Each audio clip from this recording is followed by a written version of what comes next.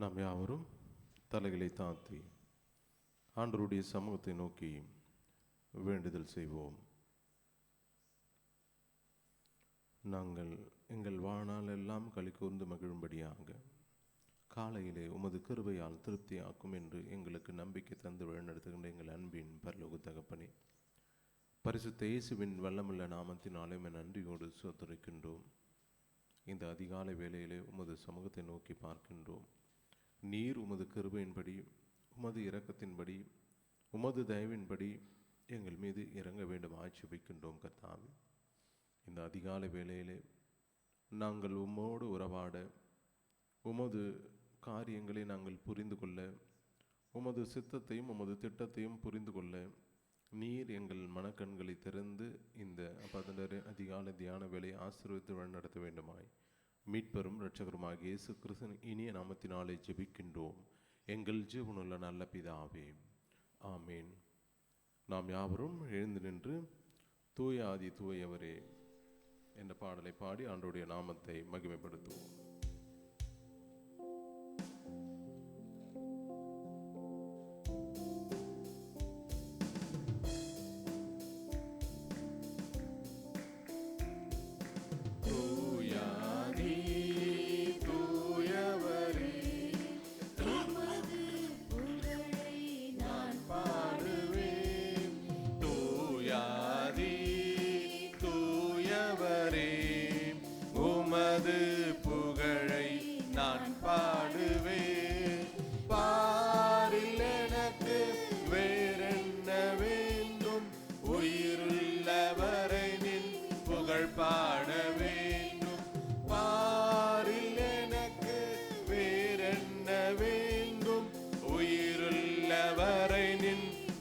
பாட வேண்டும். தூயாதி தூயவரே உமது புகழை நான் பாடுவேன். சீடரின் கால்களை கழுவினவர்,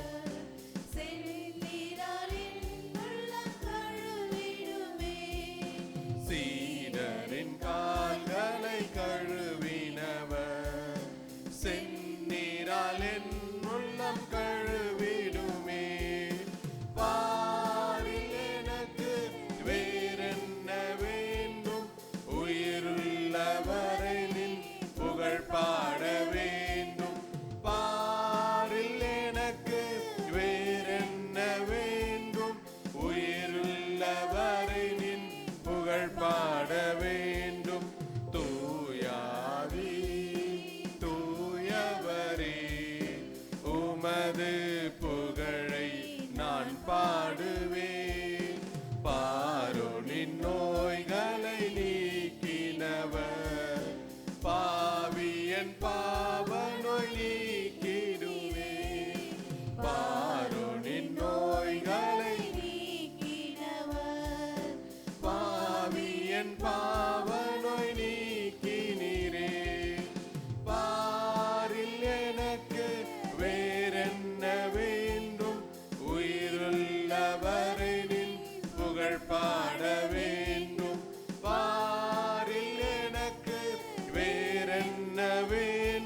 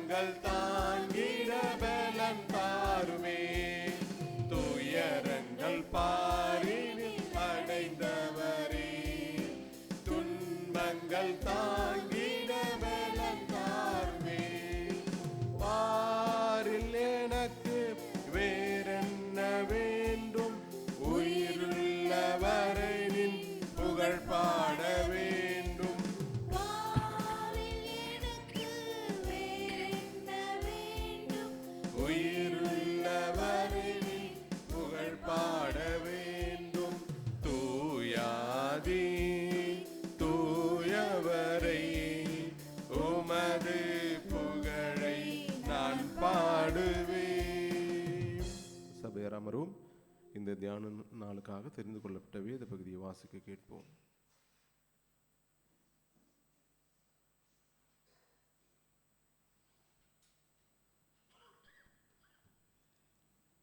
இந்த நாளுக்காக வாசிக்க தெரிந்து கொள்ளப்பட்ட வேத பகுதி ஆகாய் 1ஆம் அதிகாரம்.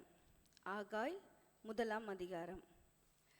ராஜாவாகிய தரியு அரசாண்ட 2ஆம் வருஷம் 6ஆம் மாதம் 1ஆம் தேதியிலே கர்த்தருடைய வார்த்தை ஆகாய் என்னும் தீர்க்கதரிசியின் மூலமாய் செயல்தியேலின் குமாரனாகிய செருபாபேல் என்னும் யூதாவின் தலைவனுக்கும் யோத்சதாக்கின் குமாரனாகிய யோசுவா என்னும் பிரதான ஆசாரியனுக்கும் உண்டாகி, அவர் சொன்னது என்னவென்றால், இந்த ஜனங்கள் கர்த்தருடைய ஆலயத்தை கட்டுகிறதற்கு ஏற்ற காலம் இன்னும் வரவில்லை என்கிறார்கள் என்று சேனைகளின் கர்த்தர் சொல்லுகிறார்.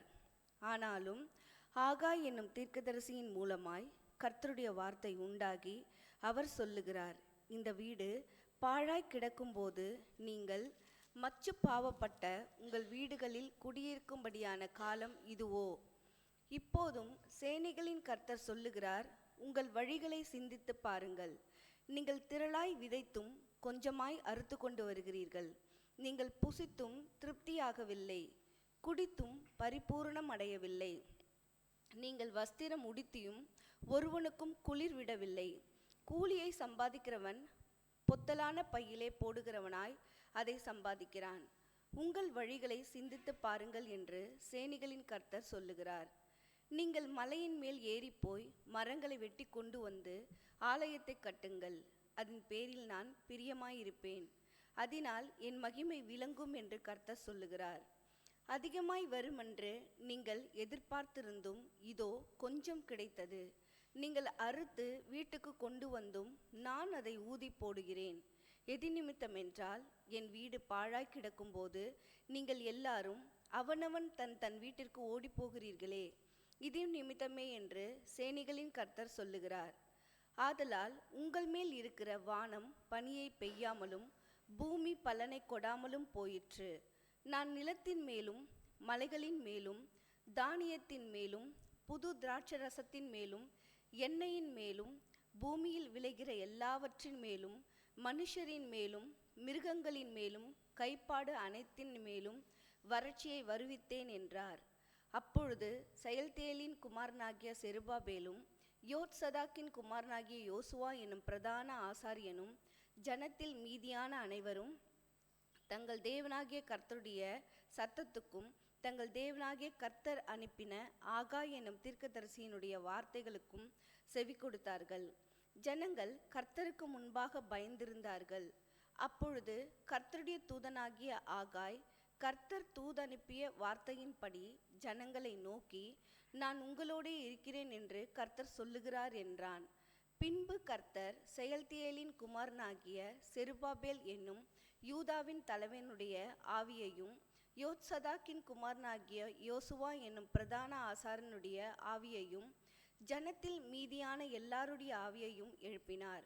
அவர்கள் வந்து தங்கள் தேவனாகிய சேனைகளுடைய கர்த்தரின் ஆலயத்திலே வேலை செய்தார்கள். தரியு ராஜாவின் 2ஆம் வருஷம் 6ஆம் மாதம் 24ஆம் தேதியிலே இது நடந்தது. வாசிக்க தெரிந்து கொள்ளப்பட்ட வேத பகுதி வாசித்தாயிற்று. தேவனே உமக்கே மகிமை உண்டாவதாக.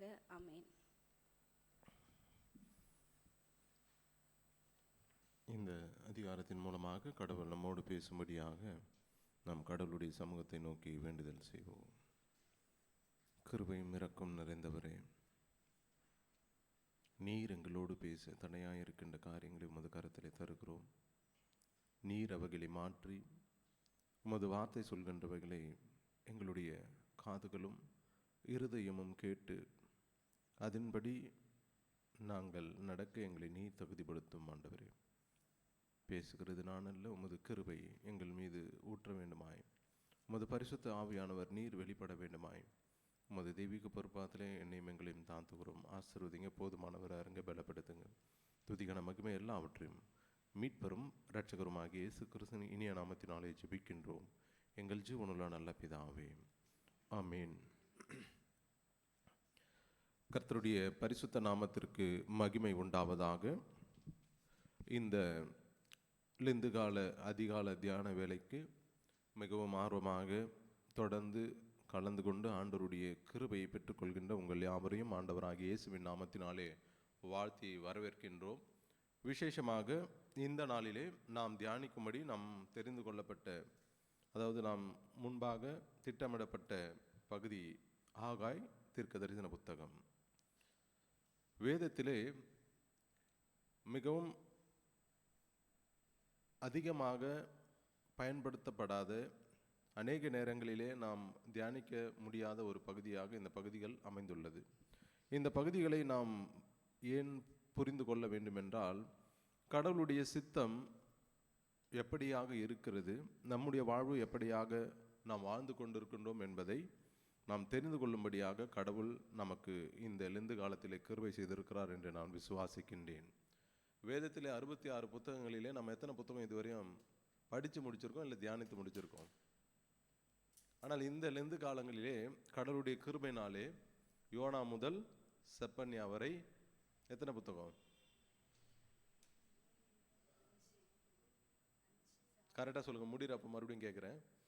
கவுண்ட் பண்ணி 5 புக்கை நம்ம கடவுளுடைய கிருபையினாலே தியானித்து, அதை ஒவ்வொரு அதிகாரங்கள் என்ன சொல்கிறது என்பதை தியானித்து கடவுளுடைய சித்தத்தை புரிந்து கொள்ள கடவுள் கிருபை செய்திருக்கின்றார். இது அதாவது 66 புத்தகத்தில் 5 புத்தகம் எனக்கு தெரியும், கடவுளுடைய வார்த்தை என்ன சொல்கிறது, கடவுளுடைய சித்தம் என்ன, கடவுள் எப்படியாக செயல்படுகிறார் என்பதை நான் தெரிந்து கொள்ள கடவுள் எனக்கு கிருபை தந்திருக்கின்றார். அதற்கு நான் ஆண்டவருடைய சமூகத்தில் நன்றி செலுத்தி இந்த அடுத்த தீர்க்க தரிசன புத்தகத்திற்கு நாம் செல்லுகின்றோம். அடுத்த புத்தகம் ஆகாய் தீர்க்க தரிசன புத்தகம்.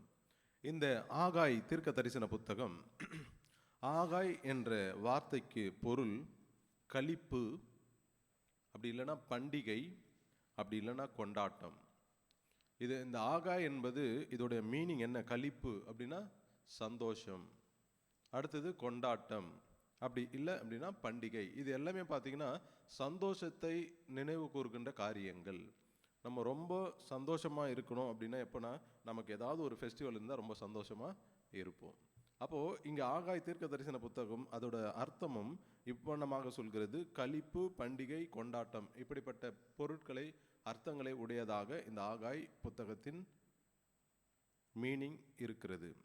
இந்த ஆகாய் புத்தகம் எப்பொழுது எழுதப்பட்டது என்றால், பாபிலோனிய சிறையிருப்பில் யூதா ஜனங்கள் சிக்கி 70 ஆண்டுகள் கழித்து அவர்கள் விடுதலையாகி மறுபடியுமாக யூதாவுக்கு வந்த பிற்பாடு முதலாக வந்த தீர்க்கதரிசி இந்த ஆகாய் தீர்க்கதரிசி. நம்ம பார்த்தோம், இஸ்ரவேலுடைய வரலாற்றிலே அவர்கள் ஒரே ஒரு சாம்ராஜ்யமாக இருந்த காலத்திலே அரசாண்ட அரசர்கள் பிற்பாடு அவர்கள் எப்படியாக பிரிந்தார்கள், எப்படியாக அவர்கள் ஒடுக்கப்படுகிறார்கள். வட ராஜ்யம், தென் ராஜ்யம் என்று பிரிக்கப்படுகிறார்கள். அதில் தென் ராஜ்யமாகிய யூதா பாபிலோனில் அடிமைகளாக செல்கின்றார்கள். வட இஸ்ரவேலர் அசரியர் கையிலே அடிமைகளாக செல்கின்றார்கள். தென் தேசமாகிய யூதா பாபிலோனின் கைகளிலே அடிமைகளாக செல்கின்றார்கள். கிட்டத்தட்ட 70 ஆண்டுகளுக்கு மேலாக இவர்கள் அந்த இடத்திலே அடிமைகளாக இருக்கின்றார்கள். அப்படி அந்த அடிமைகளாக இருந்த வேளையிலும் இந்த தீர்க்க தரிசனம் சொல்லப்படவில்லை. அந்த அடிமைகளாக இருந்த பிற்பாடு ஒரு மன்னர் அந்த பாபிலோனிலே தோன்றுகிறார்.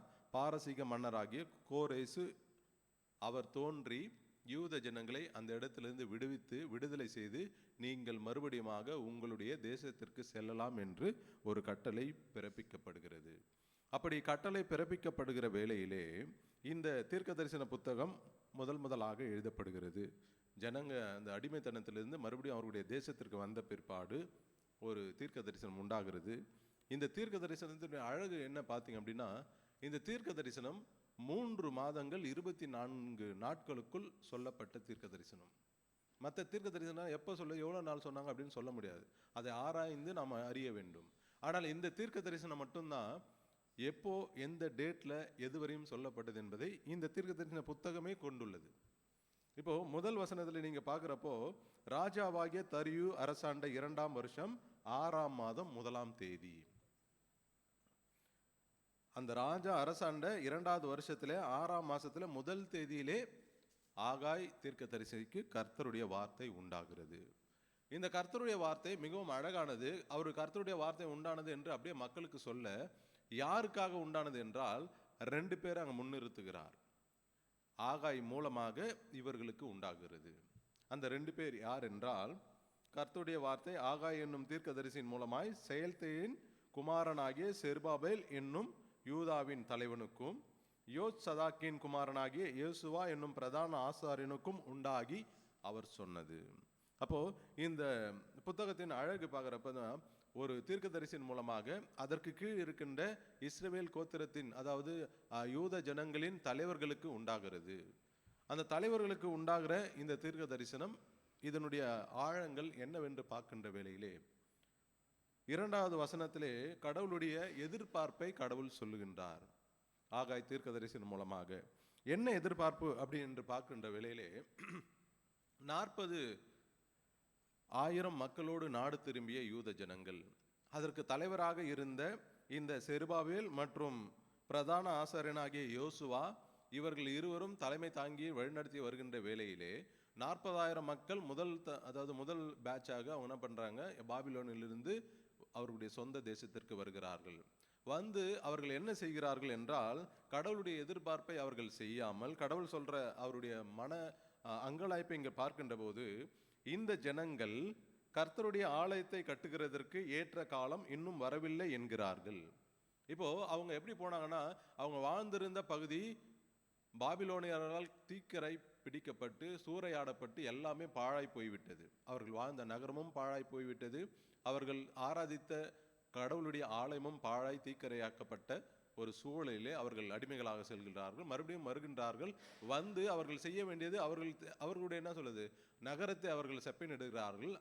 அது முடிந்தது பிற்பாடு அவர்கள் செய்ய வேண்டியது என்னவென்றால், அவர்கள் ஆராதிக்கும்படியாக கொடுத்த ஆலயத்தை அவர்கள் சீர்படுத்த வேண்டும். ஆனால் இவங்க என்ன சொல்றாங்க அப்படின்னா, கடவுளுடைய வார்த்தை சொல்கிறது, இந்த ஜனங்கள் கர்த்தருடைய ஆலயத்தை கட்டுகிறதற்கு இன்னும் ஏற்ற காலம் வரவில்லை என்கிறார்கள். கடவுள் எப்படி எதிர்பார்க்கிறார் பாருங்க. கடவுளுடைய ஆலயத்தை கட்டுறதுக்கு இன்னும் ஏற்ற காலம், அவரை அடிமைகளாக இருந்த மக்களை விடுதலை செய்து தங்களுடைய சொந்த தேசத்திற்கு வர வைத்து விட்டார். வர வைத்த பிற்பாடும் அவர்கள் சொல்கிறது, இன்னும் கர்த்தருடைய ஆலயத்தை கட்டுறதுக்கான வேலை வரல. ஆனா இவங்க என்ன பண்றாங்கன்னா, அவங்களுடைய வீட்டை மட்டும் அழகாக மச்சி பாவுப்பட்டு, அதாவது நம்ம சொன்ன இப்போ நம்ம லாங்குவேஜில் சொல்கிறோம் பார்த்தீங்கன்னா, நல்ல ஃப்ளோரிங்லாம் பண்ணி 1 2 3 அப்படி சொல்லி அவர்களுடைய வீட்டை கட்டுகிறார்கள். ஆனால் கடவுளுடைய ஆலயத்தை கட்டுவதற்கு அவங்க என்ன சொல்கிறாங்க, இன்னும் கர்த்தருடைய ஆலயத்தை நம்ம கட்டுவதற்கு நேரம் வரல, அதுக்கான காலத்தை தரல அப்படின்னு சொல்லி ஒரு சாக்கு போக்கை சொல்லுகிறார்கள். இந்த 2 அதிகாரம் உடைய இந்த புத்தகம் 2 அதிகாரம் உடைய இந்த புத்தகம் மொத்தம் 5 காரியங்களை உள்ளடக்குகிறது. அந்த 5 காரியங்களிலே முதல் 2 காரியங்கள் இந்த 1வது அதிகாரத்திலும், அடுத்த 3 காரியங்கள் 2வது அதிகாரத்திலும் சொல்லப்படுகிறது. அப்படி என்ன சொல்லப்படுகிறது இந்த நூலிலே அப்படின்ற பார்க்கின்ற வேளையிலே 2 பகுதிகள் இந்த முதல் அதிகாரத்தில் சொல்லப்படுகிறது என்றால், முதல் கர்த்தருடைய செய்தி என்னவென்றால், உங்கள் வழிகளை சிந்தித்து பாருங்கள். உங்கள் வழிகளை சிந்தித்து பாருங்கள் என்ற ஒரு செய்தி கடவுளுடைய பிள்ளைகளுக்கு கடவுளால் தரப்படுகிறது. அதுக்கு அடுத்தபடியாக பார்த்தீங்கன்னா, நான் உங்களோடு இருக்கின்றேன். எதுக்காக வழியை சிந்தித்து பார்க்க சொல்கின்றார், எதற்காக அவர் நம்மோடு இருக்கின்றார், இதை தான் இந்த 1ஆம் அதிகாரம் சொல்கின்ற பகுதியாக செய்தியாக இந்த பகுதி அமைந்துள்ளது. 2வது அதிகாரத்தில் பார்த்தீங்கன்னா 3 செய்தி சொல்லப்படுகிறது. அவர்கள் கட்டுகின்ற ஆலயத்தை குறித்ததும் அந்த ஆலயத்தின் மகிமையை குறித்தும் சொல்லப்படுகிறது. அதுக்கு அடுத்த செய்தி என்ன சொல்லப்படுகிறதுனா, இன்று முதல் நான் உங்களை ஆசீர்வதிப்பேன். ஏன் ஆசீர்வதிக்கிறார்னா, அவங்க அந்த ஆலயத்தை கட்டதுனால அவர்களை ஆசீர்வதிக்கின்றார். கடைசியாக செருபாபேலை உயர்த்துவேன், ஏனென்றால் அவர்தான் தலைமை தாங்கி நடத்துகின்றார். இந்த 5 செய்திகள் உள்ளடக்கிய இந்த பகுதி 3 மாதம் 24 நாட்களில் சொல்லப்பட்ட தீர்க்க தரிசனம். இதற்கு ஆதாரமாக முதல் வசனத்தில் நம்ம பார்த்தோம், எந்த மாசத்துல எந்த டேட்ல முதல் தீர்க்க தரிசனம் உண்டானது என்று.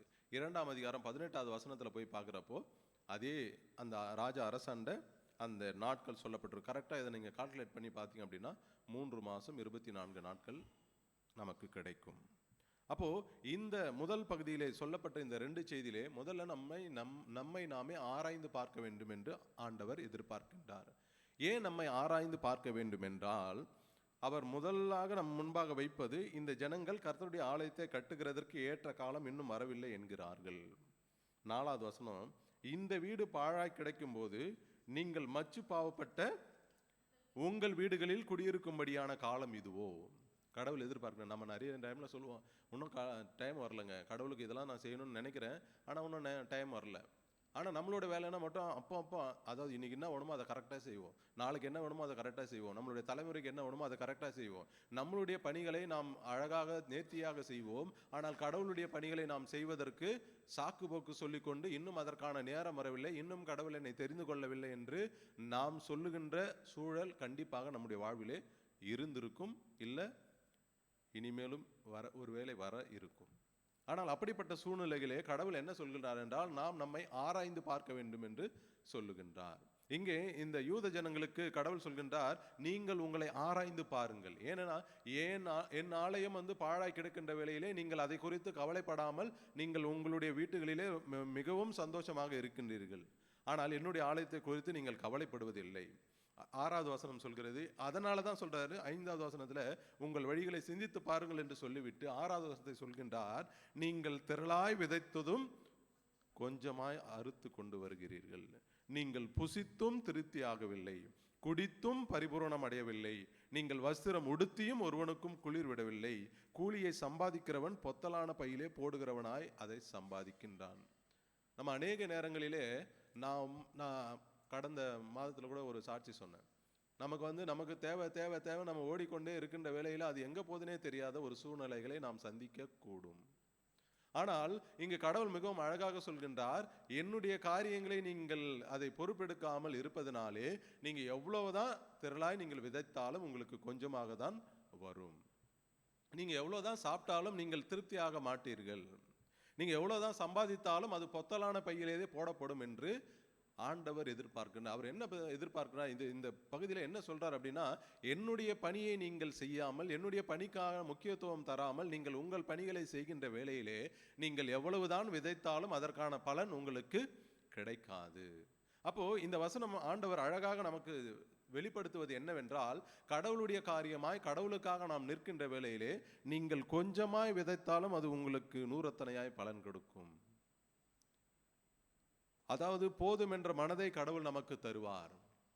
நம் வாழ்வுக்கு தேவையான எல்லாவற்றையும் அதனதின் காலத்தில் நேர்த்தியாய் தருவார். எப்போது என்றால் நாம் அவருக்காக செயல்படும்படி, அவருக்காக பயன்படும்படியாக நம்முடைய நேரங்களை, தாளந்துகளை, நமக்கு தருகின்ற கிருபைகளை அவருக்காக நாம் பயன்படுத்துகின்ற வேளையிலே கடவுள் அதை அப்படி என்ன சொல்லுது, ரிவர்ஸாக மாற்றி நமக்கு கொஞ்சம் தான் இருக்கும், ஆனால் அதில் ஒரு சந்தோஷத்தை தருவார். கொஞ்சம் இருந்தாலும் இது போதும்பா என் தேவைக்கு அப்படி என்ற ஒரு மன நிம்மதியை தருவார். ஆனால் நாம் அவரை குறித்தோ, அவருடைய ராஜ்யத்தை குறித்தோ, அவருடைய பணியை குறித்தோ நாம் எதையும் யோசிக்காமல் நம்முடைய காரியங்களிலே நாம் சுழண்டு கொண்டு இருக்கின்ற வேளையிலே நாம் எவ்வளவுதான் விதைத்தாலும் அவர் கொஞ்சம்தான் தருவார். எத்தனை பேருக்கு இது புரியுது? அவருடைய பணிக்காக, அவருடைய வேலைக்காக, அவருக்காக நிற்கின்ற வேளையிலே அவர் 5 அப்பம் 2 மீனை ஆசீர்வதித்து 5000 பேருக்கு தர அவராலே முடியும். நம்முடைய குடும்பத்தின் தேவை என்ன என்பதை அவர் தெரிந்து கொண்டு அதற்கு ஏற்றாற்போல் போஷிக்க அவராலே கூடும். ஆனால் அவர் எதிர்பார்ப்பது என்னவென்றால், நம்மை அவர் தெரிந்து கொண்டிருக்கிறார் என்றால் அவருக்காக நாம் செயல்படும்படியாக, அவருடைய பணிக்காக நாம் நிற்கும்படியாக, அவருடைய ராஜ்யத்தை இந்த பகுதியில் கட்டும்படியான ஒரு எதிர்பார்ப்பை பார்க்கின்றார். இந்த பகுதியிலும் யூத ஜனங்களிடத்தில் அதைத்தான் கடவுள் எதிர்பார்க்கின்றார். என்னுடைய ஆலயம் பாழாய் கிடக்கின்ற வேளையிலே நீங்கள் என்ன பண்ண, உங்களுக்கு போய் மச்சு பாவப்பட்ட வீடுகளை கட்டுகிறீர்கள், அதிலே மிகவும் சந்தோஷமாக குடியிருக்கிறீர்கள். ஆனால் என்னுடைய வீடு பாழாய் கிடக்கிறது. அப்படி பாழாய் கிடப்பதினாலே நீங்கள் உங்களை ஆராய்ந்து பாருங்கள், நீங்க எவ்வளவுதான் கஷ்டப்பட்டு சேர்த்தாலும் அது உங்களுக்கு பலன் தராது என்று சொல்கின்றார். 7வது வசனம் அதே சொல்கின்றார். 6வது வசனத்துல அதுக்கான நியாய தீர்ப்பை கொடுத்துட்டு 7வது வசனம் மறுபடியும் சொல்றாரு, உங்கள் வழிகளை சிந்தித்து பாருங்கள். அப்போ 8லிருந்து போய் 12ஆம் வசனம் வரை நாம பார்க்கின்ற வேளையிலே 8வது வசனம் தான் இந்த பகுதி, அதாவது இந்த நூலினுடைய மையப்பொருள். அந்த 8வது வசனம் என்ன சொல்கிறது என்றால், நீங்கள் மலையின் மேல் ஏறி போய் மரங்களை வெட்டி கொண்டு வந்து ஆலயத்தை கட்டுங்கள், அதன் பேரில் நான் பிரியமாய் இருக்கிறேன், அதனால் என் மகிமை விளங்கும் என்று கர்த்தர் சொல்லுகின்றார். ஒருவேளை இன்று நாம் மலையின் மேலே போய் மரத்தை வெட்டி எடுத்து வந்து ஆலயத்தை கட்ட முடியவில்லை என்றாலும், நாம் ஆராதிக்கின்ற ஆலயத்திலே கடவுளுக்காக நமக்கு என்ன தாளந்துகளை, நமக்கு என்ன கிருபைகளை தந்திருக்கின்றாரோ அவைகளை எடுத்து வந்து நாம் ஆலயத்திலே அவரை நாம் மகிமைப்படுத்துகின்ற வேளையிலே அவருடைய மகிமை இந்த இடத்துல விளங்கும். அவருக்கு நாம் உண்மையான புத்திரர்களாக, உண்மையான சாட்சிகளாக, உண்மையான பிள்ளைகளாக இருக்கின்ற வேளையிலே நம்மை பார்க்கின்றவர்கள் கடவுளை பார்ப்பார்கள். அதனாலே அவருடைய மகிமை விளங்கும். வேதம் மிகவும் அழகாக சொல்கிறது, நீங்கள் மலையின் மேல் ஏறி போய். அப்போ நமக்கு என்ன தாளந்தை கடவுள் தருகிறாரோ அதை நாம் கடவுளுக்காக பயன்படுத்த வேண்டும். இன்று நாம் எல்லாருமே போய் மலையில் போய் மரத்தை வெட்டி எடுத்துட்டு வந்து ஆலயத்தை கட்டுவதில்லை. ஆனால் ஆலயமாகிய இங்கு இருக்கின்ற ஒவ்வொரு திருச்சபைகளிலும் நமக்கு அவர் அங்கத்தினர்களாக கொடுத்திருக்கிறார் என்றால் அதை நாம் எப்படியாக பயன்படுத்தி கொண்டிருக்கின்றோம்? இந்த இடத்தில் அவருடைய நாமம் மகிமை விளங்குவதற்காக நாம் செயல்பட்டு கொண்டிருக்கிறோமா, இல்லை அவருடைய நாமத்தை மறுதலித்து கொண்டிருக்கின்றோமா? அவருடைய நாமம் இந்த இடத்துல ராஜ்யம் மிகவும் வலுவாக மிகவும் பெரிதாக வளரும்படி நாம் உழைக்கின்றோமா, இல்லை நம்ம வேலையை பார்த்து கொண்டு இருக்கின்றோமா? கடவுள் நம்ம இடத்துல கேட்கின்ற கேள்வி இந்த பகுதியிலே மிகவும் ஆழமாக சொல்லப்படுகிறது. அதுக்கு அடுத்தபடியாக நம்ம என்ன பண்றோம்? அதிகமாய் வரும் என்று எதிர்பார்க்கின்றோம், கொஞ்சமாய் வருகிறது.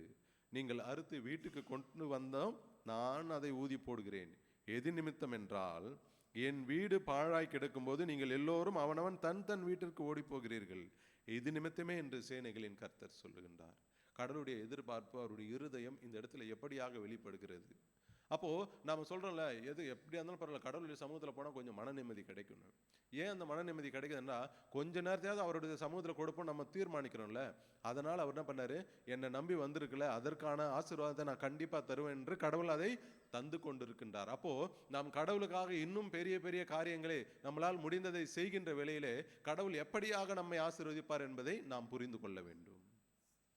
இந்த பகுதி ஆழமாக சொல்கிறது, ஒருவேளை என்னுடைய குடும்பத்திலே நான் எவ்வளவுதான் கஷ்டப்பட்டாலும் ஆசீர்வாதம் வரவில்லை என்று நாம் நினைத்திருப்போம். ஒருவேளை நம்முடைய வாழ்வு இருக்கும் என்றால் இன்று கடவுளுடைய சமூகத்திலே நாம் ஒப்பு கொடுக்க வேண்டும்.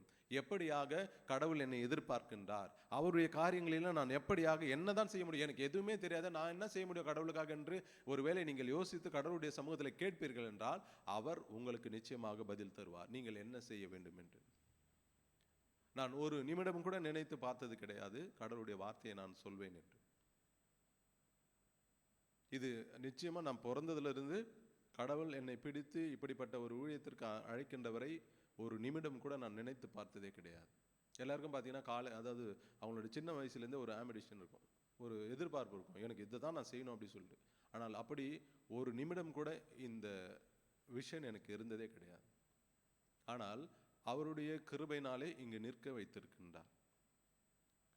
அப்போ அந்த கிருபையை பார்த்து மற்றவர்கள் என்ன நினைக்கிறார்கள், என்ன செய்கிறார்கள் என்பதை காட்டிலும் என்னை குறித்து முன்குறித்தவர் ஏதோ ஒன்றை என்னிடத்தில் எதிர்பார்க்கிறார் என்று நான் உணர்ந்த போதுதான் அவருடைய சமூகத்திலே அவருக்காக ஓடும்படி கிருபை தந்தார்.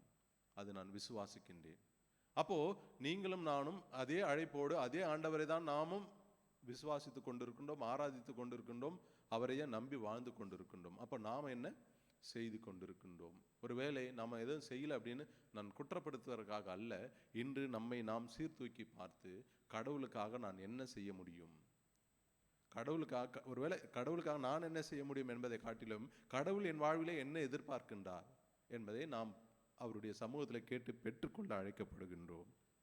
அதை அவர் சொல்றாரு, உங்கள் மேல் இருக்கின்ற வானம் பனியை பொய்யாமலும் பூமி பலனை கொடாமலும் போகும். அவருடைய சித்தத்தை நாம் புரிந்து கொள்ளாமல் ஒரு வேளை செயல்பட்டு கொண்டே இருப்போம் என்றால் நமக்கு என்னென்னலாம் வரணும் நம்ம எதிர்பார்க்கிறோமோ அதெல்லாம் வராது. வானம் இருந்தால் கண்டிப்பாக பனியை பொழியணும். அந்த பனி பொழியாமல் இருப்பதற்கு காரணம் கடவுள் அல்ல, நாம் தான். ஒருவேளை நமக்கு என்னென்னலாம் எதிர்பார்ப்பு கடவுளிடத்தில் இருக்கிறதோ அது எல்லாம் நடைபெற வேண்டும் என்றால் அதுக்கு தடையாக இருப்பது யார் என்றால் கடவுள் அல்ல. அவர் இந்த உலகத்தை படைத்து எல்லாவற்றையும் ஆண்டு கொண்டு சகலத்தையும் நமக்காக ஏற்படுத்தி வைத்திருக்கின்றார். அப்போ நாம எப்படியாக செயல்பட்டு அதை பெற்றுக்கொள்கிறோம் என்பதுதான் இந்த நாளின் அழைப்பு. இந்த நாளில் நமக்கு கொடுக்கப்படுகிற மிகப்பெரிய ஒரு டாஸ்க் என்னவென்றால், இதை நாம் எப்படி பெற்றுக்கொள்கின்றோம், கடவுளுடைய சமூகத்திலிருந்து நமக்கு இருக்கின்ற ஆசீர்வாதங்களை நாம் பெற்றுக்கொள்கின்றோமா, அது இன்னும் தடையாக தான் இருக்கிறதா? இதில் சொல்ல ரெண்டாவது செய்தி என்னவென்றால், அங்கே அழகாக சொல்லப்படுகிறது 12வது வசனத்தில், ஜனங்கள் எல்லாரும் கடவுளுக்கு முன்பாக பயந்திருந்தார்கள். அப்படி பயந்திருந்த மக்கள் மத்தியிலே மறுபடியும் கடவுளுடைய வார்த்தை ஆகாய் தீர்க்கதரிசியின் மூலமாக ஏற்படுகிறது, நீங்கள் பயப்பட வேண்டாம், நான் உங்களோடு கூட இருக்கின்றேன். அல்லேலூயா. நீங்கள் பயப்பட வேண்டாம், நான் உங்களோடு கூட இருக்கின்றேன். ஒருவேளை முன்பாக இப்படிப்பட்ட காரியங்கள் உங்களுடைய வாழ்வில் இருக்கிறது என்று நான் ஒரு எதிர்பார்ப்போடு அங்கலாய்ப்போடு உங்களுக்கு நான் வெளிப்படுத்தி இருந்தாலும், நீங்கள் எப்போது எனக்கு பயப்படுகிறீர்களோ அப்பொழுது நான் உங்களோடு கூட இருப்பேன்.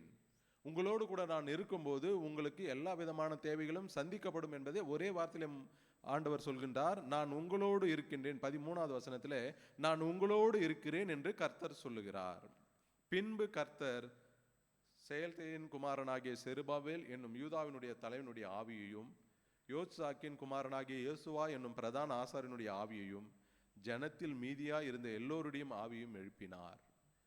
இப்போ அவங்க ஏன் செயல்பட முடியாம இருக்காங்க அப்படின்னா, அவர்களிடத்திலே கடவுளுடைய பிரசன்னம் இல்லை, கடவுளுடைய இருப்பு, அவருடைய பிரசன்ஸ் அங்க இல்லை. அதனால என்ன பண்ணாங்க, அவங்க வேலையை பார்த்து கொண்டு இருக்கிறார்கள். ஆனால் இந்த வசனம் அழகா சொல்லப்படுகிறது, அந்த தலைவர்கள் மத்தியிலே அவர் இருக்கின்றார், மீதியான ஜனங்கள் மத்தியிலே அவர் இருக்கின்றார். அப்படி இருக்கின்ற வேளையிலே அவருடைய ஆவிகளை எழுப்புகிறார். அப்படி எழுப்புகின்ற வேளையிலே அந்த பகுதி பிற்பகுதி இவ்வண்ணமாக சொல்கிறது, அவர்கள் அனைவரும் இணைந்து ஆலயத்தின் பணிகளை மேற்கொண்டார்கள் என்று. அப்போ கடவுளுடைய ராஜ்யத்தை நாம் செய்ய வேண்டும் என்றால் கடவுளுடைய ஆவியானவர் நமக்குள் செயல்பட வேண்டும்.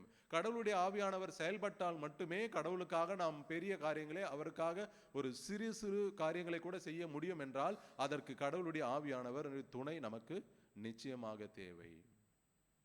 அப்போ இந்த இடத்துல அவர்கள் என்ன பண்ணாங்க, ஃபர்ஸ்ட் அவங்களுடைய வேலை செஞ்சாங்க. என்னன்னா, மாம்சீக பிரகாரமாக அவருடைய வேலைகளை அவர் செய்து கொண்டு, ஏன்னா அவங்களுக்கு தெரியல என்ன செய்யணும் அப்படின்னு சொல்லிட்டு.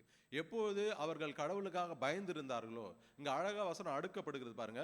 முதல்ல பயப்படுறாங்க, பயந்த மக்கள் மத்தியில கடவுள் இருக்கின்றார். கடவுள் இருந்த உடனே அவர்களுக்கு கடவுளுடைய ஆவி தரப்படுகிறது. கடவுளுடைய ஆவி தந்த உடனே அவர்கள் என்ன பண்ண, கடவுளுக்காக செயல்படுகிறார்கள்.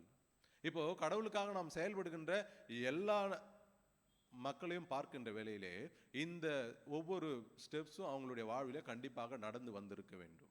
முதல்ல அவங்க கடவுளுக்காக பயந்திருக்க வேண்டும். அதற்கப்படியே கடவுள் அவர்களோடு இருக்க வேண்டும். கடவுள் அவர்களோடு இருந்து பரிசுத்த ஆவியின் துணையை தந்து அவர்களுக்கு தேவையான கிருபையும் தாளந்தியும் தந்திருக்க வேண்டும். அப்படி தந்திருந்து அவர்களுடைய ஆவியை எழுப்பினால்தான் அவர்கள் கடவுளுக்காக பயன்பட முடியும். அல்லேலூயா, அல்லேலூயா.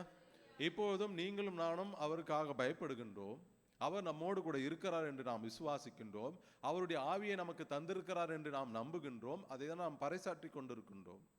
நீர் வந்து எங்களை பலப்படுத்தும் என்று அந்த ஆவியானவரை தான் நாம் வாஞ்சிக்கின்றோம். அப்படி இந்த 3 ஸ்டெப்ஸும் நம்மளுடைய வாழ்வில் இருக்கிறது.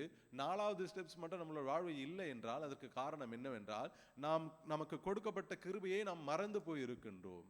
நமக்கு கொடுக்கப்பட்ட அழைப்பை நாம் மறந்து போயிருக்கின்றோம். அப்போ இந்த 3 காரியங்களும் கடவுள் எனக்கு கிருபையாய் தந்திருக்கின்றார். ஆனால் நான் அவருக்கு செயல்படாமல் அவருக்காக எதையும் செய்யாமல் இருக்கிறேன் என்றால் எனக்கு ஆசீர்வாதம் மட்டும் எப்படி வரும்? இங்கே அவர்கள் என்ன பண்றாங்க, அவர்கள் ஆவியை எழுப்பினார் என்று வேதம் சொல்கிறது. அவர்கள் வந்து தங்கள் தேவனாகிய சேனைகளுடைய கர்த்தரின் ஆலயத்தில் வேலை செய்தார்கள் என்று சொல்லப்படுகிறது. அதுவரையும் அவங்க வேலை செய்யல. அவர் எதில் பிரியமா இருக்கிறார்? கர்த்தருடைய ஆலயத்தில் அவர் பிரியமா இருக்கிறார். எப்போ அவர்களுக்கு அந்த ஆவி கொடுக்கப்பட்டதோ அவர்கள் அனைவரும் வந்து ஒன்று சேர்ந்து தேவனுடைய ஆலயத்திலே பணிகளை செய்தார்கள் என்று வேதம் சொல்கிறது. அப்போ அழகா கடவுள் வழி நடத்துகிறார். எப்படி இருந்த மக்களை எப்படியாக திருப்புகிறார். இன்று உங்களையும் என்னையும் கூட கடவுள் அப்படிதான் எதிர்பார்க்கின்றார். அந்த விதமான செயல்களை, பணிகளை நம்மளுடைய வாழ்விலே கடவுளுக்காக செய்யும்படியாக எதிர்பார்க்கின்றார். அவருடைய எதிர்பார்ப்பை புரிந்து கொள்ள, அவருடைய எதிர்பார்ப்பை தெரிந்து கொள்ள வந்த நாம் அவருடைய பணிக்காக நம்மை நாமே ஒப்பு கொடுப்போம். இந்த முதல் அதிகாரத்தில் கடவுள் என்ன எதிர்பார்க்கின்றார்? அவர் சொன்னார்ல, ஒவ்வொரு காரியங்களை 2வது வசனம், 4வது வசனம், 6வது வசனம், 8வது வசனம், 9, 10, 11 இந்த வசனங்களில் உள்ள ஏதாவது ஒன்று என்னுடைய வாழ்விலே இருக்கிறது என்றால் நான் கடவுளுடைய சமூகத்திலே நான் ஒப்பு கொடுக்கின்ற வேளையிலே நான் இப்படி எதிர்பார்க்கிறானே, ஆனால் இந்த வார்த்தை சொல்கின்றவனே என் வாழ்வில் நடந்து கொண்டிருக்கிறது. இதை மாற்றுவதற்கு நான் என்ன செய்ய வேண்டும் என்றால், அவர்கள் கடவுளுக்கு பயந்த சூழ்நிலை உண்டானது. அப்படி பயப்படுகின்ற வேளையிலே கடவுள் நம்மையும் பயன்படுத்துவார். எப்பொழுது என்றால், பயந்து நிற்கின்ற வேளையிலே அவருடைய பிரசன்னத்தை தருவார். அவர் நம்மோடு இருப்பார். அவருடைய ஆவியை தந்து நம்மை எழுப்புவார். எங்கெல்லாம் நாம் விழுந்து போய் மடிந்து போய் நம்மளுடைய காரியங்கள் இப்படியாக நடந்து கொண்டிருக்கிற கலங்கிருக்கின்ற வேளையிலே கடவுளுடைய ஆவியானவர் வருகின்ற வேளையிலே அந்த இடம் எப்படியா மாறும்? அது வனாந்தரமாக இருந்தாலும் வயல் நிலமாய் மாறும். நம்மளால மாறாது, நம்முடைய பலத்தினாலே மாறாது, நமக்கு இருக்கின்ற பணபலத்தினாலே மாறாது, நமக்கு இருக்கின்ற நம்முடைய மூதாதையருடைய பலத்தினாலே மாறாது. கடவுளுடைய ஆவியினாலே எல்லாம் மாறும் என்று வேதம் சொல்கிறது. அந்த ஆவியானவரை பெற்றுக்கொள்வோம். அந்த ஆவியானவர் துணையோடு கடவுளுக்காக, கடவுளுடைய பணிக்காக நம்மையும் நம்முடைய குடும்பத்தையும் ஒப்பு கொடுப்போம். கர்த்தர் பெரிய காரியங்களை செய்வார் என்ற உணர்வோடு அவருடைய சமூகத்திலே, ஆம் கர்த்தாவே, நீர் பேசின வார்த்தைகளை நாங்கள் கேட்டோம். ஒருவேளை எங்களுடைய வாழ்விலே இப்படிப்பட்ட காரியங்கள் இருக்கும் என்றால் அவைகளை நாங்கள் விட்டு உமக்கு பயந்திருக்க எங்களுக்கு உணர்வுள்ள இருதயங்களை தர வேண்டும் ஆட்சேபிக்கின்றோம். அப்பா, நீர் உமது வார்த்தையின்படி அவர்கள் தடவியாகிலும் என்னை கண்டுபிடிக்கும்படியாக இப்படி செய்தேன் என்று சொல்லப்படுகிறது. ஆண்டவரே, நாங்கள் தடவியாகிலும் உம்மை கண்டுபிடிக்கத்தக்கதான கிருபையை நீர் எங்களுக்கு தர வேண்டும் ஆட்சேபிக்கின்றோம். நாங்கள் எப்பொழுதும் உமக்கு பயந்து உமது சமூகத்தில் காத்திருக்கிறவர்களாக எங்களை நீர் வழிநடத்த வேண்டும் ஆட்சேபிக்கின்றோம். அப்படி பயந்து நாங்கள் நிற்கின்ற வேளையிலே நீர் எங்களோடு கூட இருக்கின்றீர். எங்களுக்குரிய காரியங்களை நீர் செய்கின்றீர். நாங்கள் உமக்குரிய காரியங்களை செய்ய உமது பரிசுத்த ஆவியானவரை நீர் எங்களுக்கு தருகிறீர். அதற்காக நன்றி செலுத்துகிறோம் ஆண்டவரே. இப்படிப்பட்ட கிருபைகளும் இப்படிப்பட்ட மேன்மைகளும் இது எங்களால் உண்டானது அல்ல ஆண்டவரே. இது உமது சுத்த கிருபை. உமது சுத்த கிருபையை நாங்கள் வாஞ்சிக்கின்றோம். உமது கிருபை இல்லாமல் இந்த உலகத்திலே வாழ முடியாத ஆண்டவரே. உமது வழிநடத்தல் இல்லாமல் இந்த உலகத்தில் வெற்றி அடைய முடியாத ஆண்டவரே. நாங்கள் உமது கிருபைக்காக காத்திருக்கின்றோம். உமது வழிநடத்தலுக்காக காத்திருக்கின்றோம். இந்த உலகத்தை ஜெயித்த நீர் எங்களுக்குள் இருக்கின்றீர். எங்கள் முன்பாக செல்கின்றீர். நாங்களும் உலகத்தை ஜெயித்தவர்களாய் உமக்கு பிள்ளையாக, உமக்கு மகனாக மகளாக நாங்கள் இந்த உலகத்தில் வாழும்படி எங்களை நீர் தகுதிப்படுத்தும் ஆண்டவரே. உமக்கு பிரியமில்லாத காரியங்கள் எங்களுடைய வாழ்விலே இருக்கும் என்றால் அவைகளை நீர் எடுத்து போடும் ஆண்டவரே. அவைகளை எடுத்து போட எங்களுக்கு அப்பா அந்த உணர்வுள்ள ஆவியை தேவன் நீர் தர வேண்டுமா செபிக்கின்றோம். அது அப்படிப்பட்ட பாரமுள்ள இருதயத்தை நீர் எங்களுக்கு தர வேண்டுமா செபிக்கின்றோம் கர்த்தாவே. நாங்கள் உமக்காக பயன்படும் வேண்டும் ஆண்டவரே. இந்த லெந்து கால அதிகாலை தியானத்திற்காக நாங்கள் வந்து ஒவ்வொரு நாளும் உம்மை பார்க்கின்றோம் கர்த்தாவே. ஒவ்வொரு நாளும் உமக்குள் வளர்கிறோம் கர்த்தாவே. அவைகள் அப்பா வீணாய் போகாத வண்ணம் நாங்கள் தொடர்ந்து பெற்றுக்கொண்ட இந்த அப்பா பிரசன்னத்தை உமக்காக பயன்படுத்தும்படி எங்களை நீர் தகுதிப்படுத்தும் ஆண்டவரே. இந்த உலகத்தின் காரியங்கள், எங்களுக்கு எதிராய் நடக்கின்ற ஒவ்வொரு அப்பா சதி திட்டங்கள் எல்லாவற்றையும் நாங்கள் மறந்து என் தேவன் என்னோடு கூட இருக்கின்றார், நான் கலங்க தேவையில்லை என்ற உணர்வோடு எல்லாவற்றையும் எதிர்கொள்ள எங்களை நீர் தகுதிப்படுத்தும் ஆண்டவரே. வேதம் சொல்கின்ற வண்ணம் ஆவியை பெற்றுக்கொண்டவனுடைய செயல்களை ஒருவராலும் கணிக்க முடியாது என்று. அப்படியாக எங்களுடைய செயல்கள், எங்களுடைய நடக்கைகள், எங்களுடைய வாழ்க்கை அமைய கர்த்தர் நீர் கிருபை பாராட்டி வழிநடத்த வேண்டுமாய் மீட்பெரும் இரட்சகருமாகிய இயேசு கிறிஸ்துவின் இனிய நாமத்தினாலே ஜெபிக்கின்றோம் எங்கள் ஜீவனுள்ள நல்ல பிதாவே, ஆமென். நாம் யாவரும் இணைந்து சொல்வோம். என் ஆத்துமாவே கர்த்தரை ஸ்தோத்திரி, என் முழுமே அவருடைய பரிசுத்த நாமத்தை ஸ்தோத்திரி. என் ஆத்துமாவே கர்த்தரை ஸ்தோத்திரி, கர்த்தர் செய்த சகல உபகாரங்களையும் மறவாதே. ஆமென்.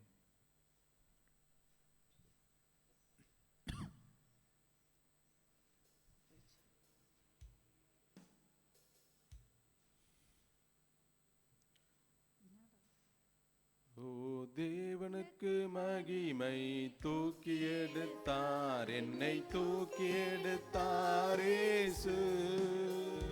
தம் கரத்தை நீக்கி ரட்சித்தாரே.